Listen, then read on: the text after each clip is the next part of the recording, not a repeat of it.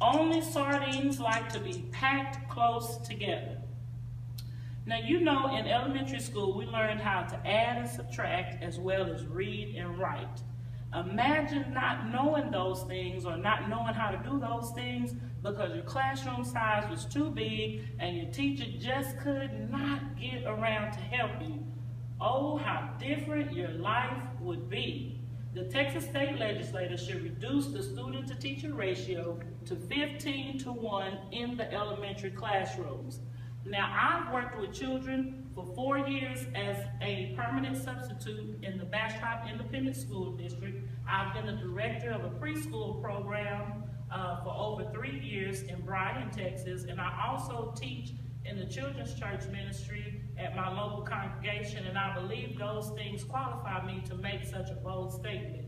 The children really are our future, and we need to equip them with the best education as possible because one day they will be making decisions on our behalf. Let's discuss how a high student-to-teacher ratio has a negative impact on both the student and the teachers, how the student-to-teacher ratio can be lowered by adding a student-teacher and vending machines to each campus, and that these students really are our future leaders and lawmakers. First, the negative impact.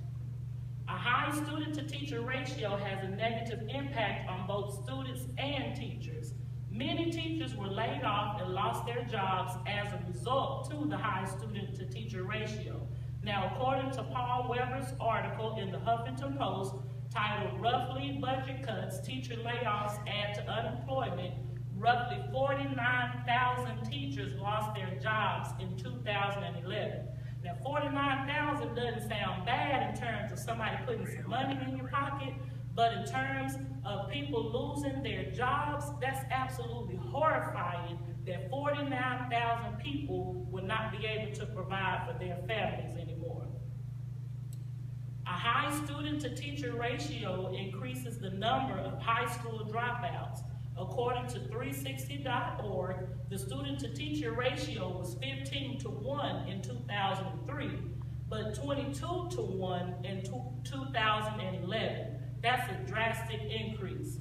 According to Sam Dillon's article in the New York Times titled "High Rate of Imprisonment Among Dropouts," about 1 to 10 young male high school dropouts are in jail or juvenile detention, compared to 1 to 35 young male or high school dropouts, 1 to 35 young male high school graduates, According to the website tea.texas.us, the number of dropouts in 2003 was in grades 9 through 12 was 15,665. Now, the student dropout rate in 2011 was 32,833. The number more than doubles, and that's only an 8-year time span. And you can see those numbers in red on the screen, and that's just grades 9 through 7. I also have listed grades 7 through 12 as well. The large classroom sizes could hinder student learning. According to a live interview with Tony Smith, which is an elementary 5th grade math teacher, she says that larger classroom sizes make me teach in the middle, where it's not too hard for the slower kids, but it also doesn't challenge the smarter kids. So with that student-to-teacher ratio being high, we're looking at dumbing down the material for our students. Allow me to suggest a solution to the problem. Adding a student teacher to each classroom and vending machine to campuses help lower the student-to-teacher ratio, and it eliminates the need to fire teachers because of budget cuts.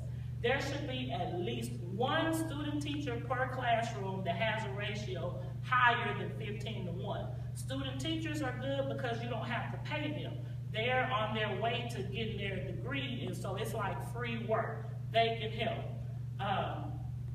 The student teacher could work in small group with children to ensure that no child gets left behind. According to Charles M. Achilles, in the article titled "The STAR Experiment and Related Classroom Science Studies," the effects of attending small class sizes of 15 to 17 students for 4 years increased the graduation odds by 80%. So clearly there's a benefit to the smaller classroom sizes.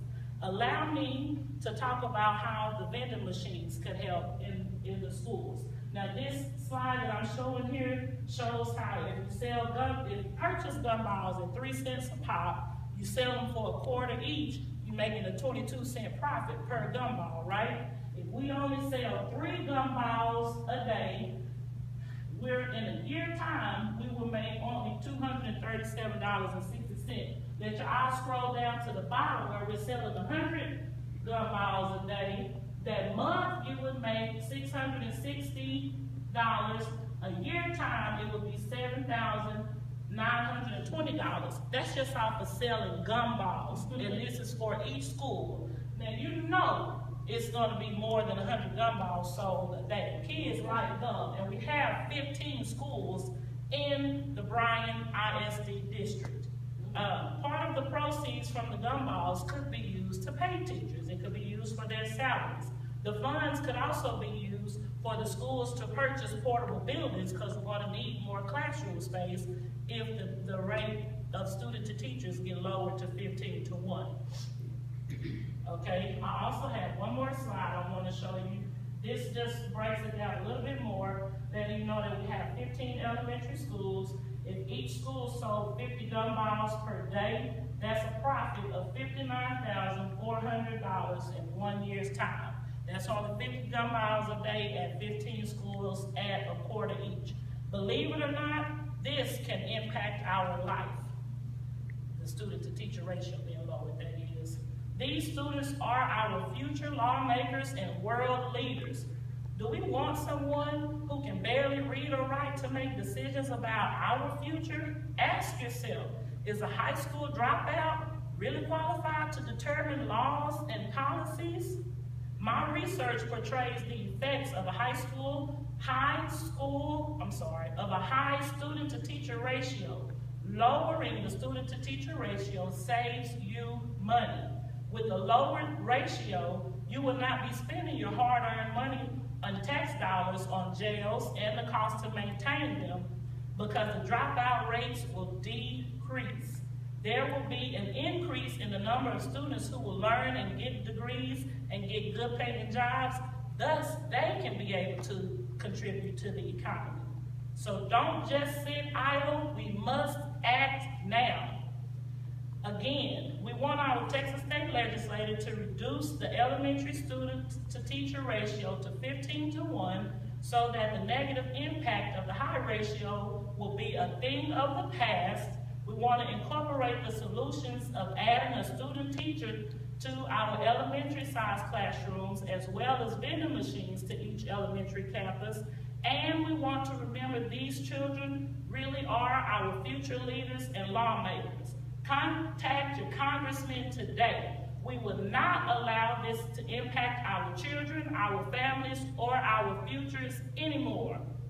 Now, I wrote a petition to our local congressman, whose name is Ruben Hinosa. I need you to sign the petition right now, today. You have a voice, it can be heard, and it will make a difference. Thank you for listening.